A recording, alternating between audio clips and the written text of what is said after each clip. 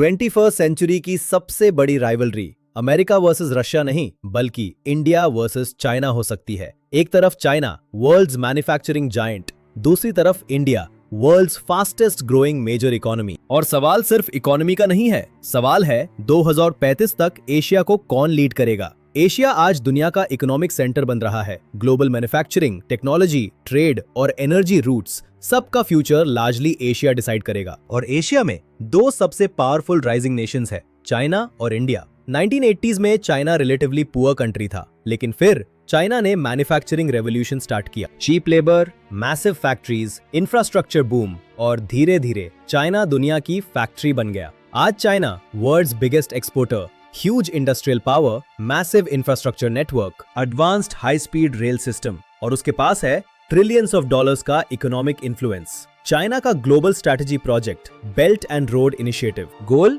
Roads, ports, railways build करके global influence create करना। Sri Lanka, Pakistan, Africa, चीना हर जगह इंफ्रास्ट्रक्चर इन्वेस्ट कर रहा है। चाइना की बिगेस्ट स्ट्रेंथ है speed, fast decisions, massive production, huge industrial scale, AI, EVs, solar panels. China aggressively dominate कर रहा है, लेकिन चाइना इनविंसिबल नहीं है। मेजर चैलेंजेस भी है, ageing population, young workforce reduce हो रही है, real estate crisis, property market pressure और global trust issues. Many countries China पर ओवर डिपेंड नहीं होना चाहते। अब बात इंडिया की। इंडिया का राइज चाइना जैसा नहीं है। इंडिया मैन्युफैक्चरिंग से कम सर्विसेज, टेक्नोलॉजी और डिजिटल सिस्टम से ग्रो हुआ। UPI, IT sector, startups, space missions, India rapidly transform हो रहा है। इंडिया की सबसे बड़ी स्ट्रेंथ यंग पॉपुलेशन। 2035 तक इंडिया दुनिया की लार्जेस्ट वर्कफोर्स इकोनॉमीज में से एक होगा। मतलब young workers, young consumers, young innovators. Covid के बाद मेनी कंपनीज चाइना डिपेंडेंसी कम करना चाहती है, इसलिए एप्पल, सैमसंग और कई ग्लोबल कंपनीज इंडिया में इन्वेस्ट कर रही है। यूपीआई ने दुनिया को सरप्राइज किया।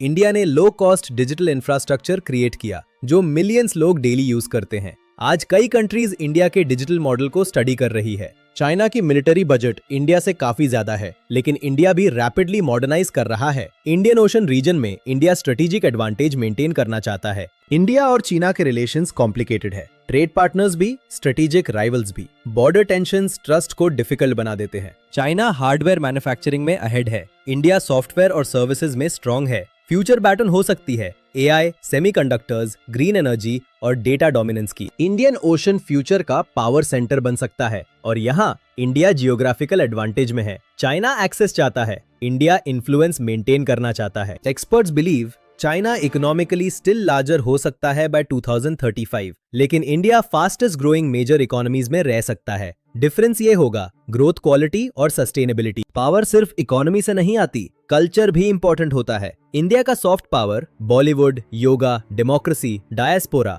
ग्लोबल इन्फ्लुएंस क्रिएट करता है। इंडिया को रूल एशिया करना है तो चैलेंजेस सॉल्व करने होंगे, infrastructure gaps, education quality, pollution और जॉब क्रिएशन। चाइना की biggest risk ageing population, slower growth, rising debt और ग्लोबल पुशबैक। 2035 तक एशिया को रूल कौन करेगा, इसका सिंपल आंसर शायद एग्जिस्ट नहीं करता। चाइना मैन्युफैक्चरिंग जायंट रहेगा, India young growth power house बन सकता है। एशिया का फ्यूचर एक बैटल भी हो सकता है और एक पार्टनरशिप भी। लेकिन एक बात क्लियर है, 21st सेंचुरी लार्जली एशिया की सेंचुरी हो सकती है और उस स्टोरी के सेंटर में इंडिया और चाइना होंगे। आपको क्या लगता है 2035 तक एशिया को कौन लीड करेगा, इंडिया, चाइना या दोनों? कमेंट करो और सब्सक्राइब करो नॉवेल्स विद एआई बाय सागर देवल, क्योंकि यहाँ सिर्फ न्यूज नहीं फ्यूचर एक्सप्लेन किया जाता है। Thank you for watching.